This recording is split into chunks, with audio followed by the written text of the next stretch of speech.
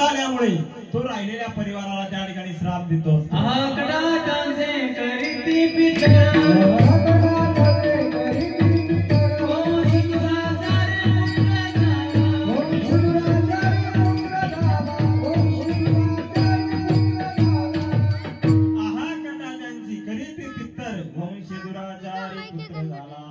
राहिलेल्या परिवाराला ते पितर त्या ठिकाणी श्राप देत असतात बघा. पण त्यांच्या नावानं तुम्ही आज या ठिकाणी सुंदर कीर्तनाचं आयोजन केलं, ज्ञानदान केलं, भल्या मोठ्या पंक्ती तुम्ही या ठिकाणी ठेवल्या आणि तो पितर त्या माध्यमातून त्या ठिकाणी तृप्त होत असतो. आज या ठिकाणी पाणवण्याच्या मुखातून हे जगराम बाबा त्या ठिकाणी अन्न सेवन करणार आहे आणि आजपासून 11.5 महिन्यापर्यंत त्या स्वर्गाच्या दिशेने त्यांची वाटचाल त्या ठिकाणी चालू होत असते बघा.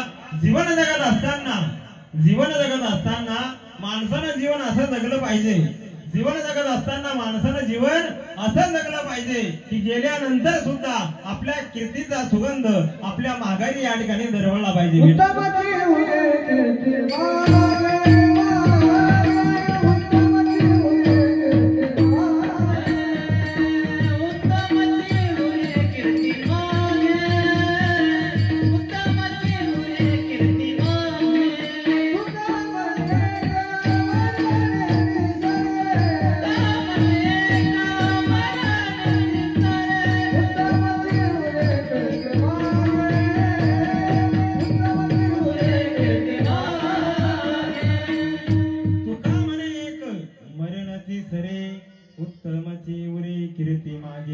कीर्तीने माणूस जिवंत राहतो, पण कोणत्या कीर्तीने?